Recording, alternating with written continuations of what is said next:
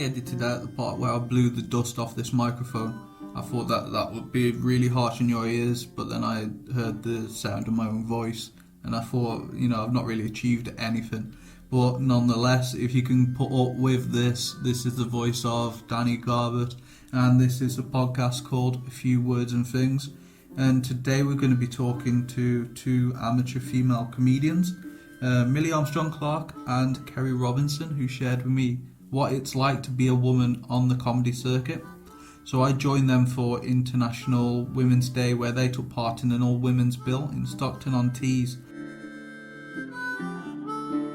I'm a big fan of comedy myself.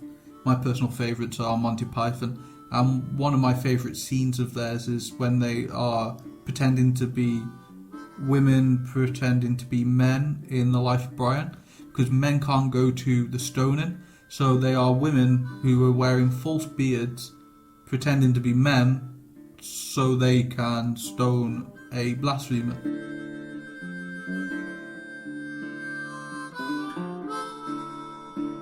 So the first voice you're going to hear now is Millie Armstrong-Clark, who shares with us what it's like to be a woman on the amateur comedy circuit.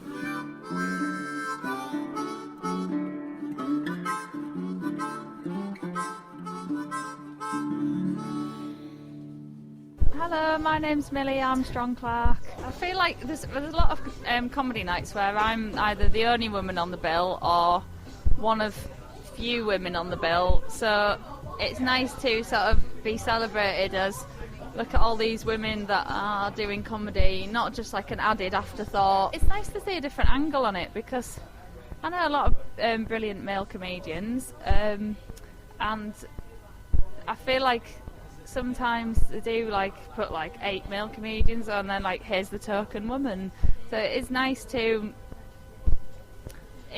just have like just an all women's bill, and you can like it's nice for the women as well in the audience to hear about like women's issues, that things we might not generally talk about or might be like slightly taboo issues. So it's nice to just have that free reign of what you can say. I think the future of women in comedy is looking good, because like I say, it used to be like this is the token woman. Now it's like it should just be, there shouldn't be like a male and female comedy. It should just be this is comedy, and not like, oh, I don't really like the term female comedian, because it kind of implies that you're not just like where you get like football and then women's football. It's just the same thing really. So I think in future it will just be a bit more, it is a normal thing now, but it will become more of just the standard to have women.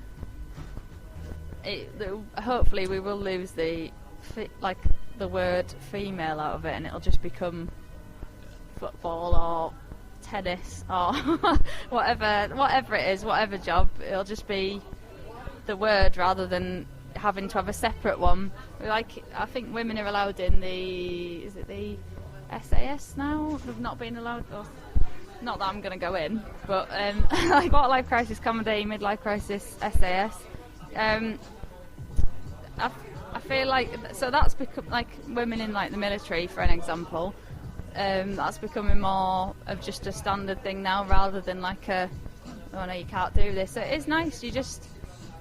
I feel really sorry for women that were born like 50 years ago, because I feel like it was much more like you go and have kids and then you stay at home or your husband goes to work, which is fine if that's what you want to do, but that isn't your only choice anymore. And I think there is still an aspect of comedy being male dominated.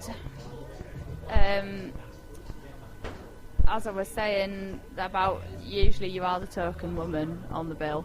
I think International Women's Day is important because you can sort of, I'm quite lucky in my line of work. I work in a vet, and out of like 40 people I work with, one of them's a man, so I'm not really subject to seeing that side of it. But I know in a lot of jobs it is sort of, there are a lot of male dominated areas, but so it is important to have a day where everybody sort of recognises that And maybe one day we won't even need a day because everything will just be so normalised. But until then, I think it's like a really good idea to recognise everyone. Really, I've really enjoyed tonight. I think it's been a really positive evening. I've gone more with my set tonight. I went more into sort of like women issues, which I maybe usually I would have felt like I couldn't have talked about, like having babies and periods and things that maybe on a I say normal night, you know what I mean, on a regular night I might have thought, I might not talk about this, but I kind of feel like you can open up more, because it's nice to know that we're all the same deep down and we've all got different problems. And the part of comedy is addressing your own problems and laughing at them, so it is nice. So yeah, I've really enjoyed it, and I would encourage other women to do this. And I've seen a few female only nights dotted about, not just for International Women's Day, for just in general, which I think is a really positive thing. We shouldn't need to, it'd be amazing to not have charity, not have to need charities in general, to just everybody's happy and living together in peace. But until that happens, it's great. I love all the different days and things you get to celebrate everybody from all walks of life. So I found Millie's views really fascinating. She's obviously had some sort of hardship being a woman in comedy, but she's not letting that put her down, and she's quite optimistic for the future. So the view that one day we won't see female comedy or women in comedy, it will just be comedy. So that optimism is really refreshing. Coming up next is Kerry Robinson, and the audio quality when we recorded this is not brilliant, but if you can stick with Kerry and listen to what she has to say, I think that it's different to what Millie has to say, but fascinating nonetheless, and well worth sticking around for. So next up is Kerry Robinson.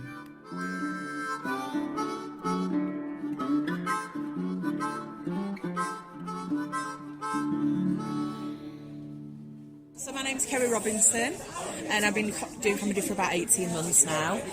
Comedy is still a massively male-dominated industry. I guess for sort of every one female comic, there's probably about 20 male comics, and it's a very male-dominated place in terms of when you go to comedy clubs. When you just go into the green room and you're then faced with, maybe 6 other guys, there's always that. You always realise that you're a woman when you walk into those spaces. That I'd never really thought about it before.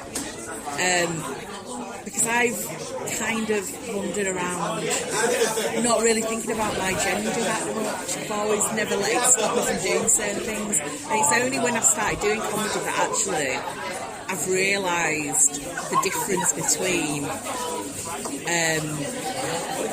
female comedy and male comedy. And I've been to a couple of sort of events where there's been all-female lineups. There's a few sort of in Manchester. We're hoping to start one over in Yorkshire where they champion female comedy, and it tends to be a much more supportive environment. I think male comedy tends to be a bit of a sausage fest, a bit of a pissing contest really, that guys want to outdo each other, whereas women tend to be much more supportive of one another and try to encourage one another. And I think that's why International Women's Day is really, really important, because you're highlighting the fact that there are strong female lineups and that you can have a whole roster of women on and all do very different comedy really, and have different comedy styles as well, and I don't think that sometimes gets highlighted.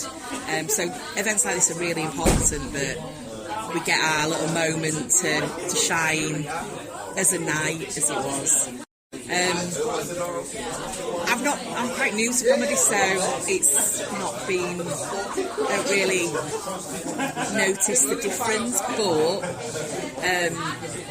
probably as time's gone on, I'm more confident because people realise that actually what I do is quite funny, and I've got the comedy chops to back up what I do.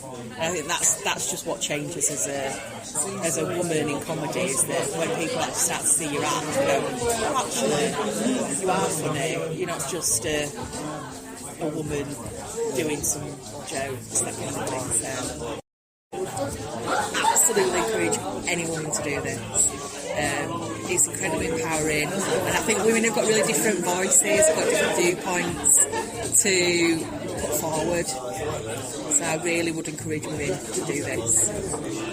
One last one. How does it feel that it's a man that has promoted this night? I think that's really nice. I think there's a few men in comedy that are really good at pushing sort of female comedians. There's some promoters that will make sure there is a woman on the bill, and it's not that tokenism of I've got to have a vagina on my bill, but actually funny women.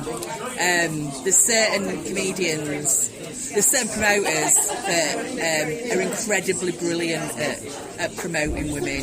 People like Graham Rayner, people like Silky, that always want to make sure that there's an equal level playing field. And there's that light and dark, because I think sometimes women can bring a little bit of difference to the same kind of tone that sometimes you get with guys' comedy sometimes. Men have been involved in comedy for so long, they're probably getting a bit stale now. And some are. I guess it really, I've found definitely that the sort of traditional, slightly misogynistic men aren't as welcome anymore. And I don't know whether that's just because I do nights that are maybe more tailored towards women or a little bit more lefty, that kind of thing. That kind of misogynistic comedy isn't always appreciated, and there's a lot of promoters that are moving away from that as well. There's still a lot of it there. There's a load of, it is genuinely a massive pissing contest for a lot of blokes out there. So, and I think sometimes men do get a little bit annoyed that women are doing comedy. I've had male comedians say to me, like, I hate it when women talk about the vaginas. It's like, well, you've just done a set of 50 minutes talking about wanking, so I don't know how that's any different, but there you go.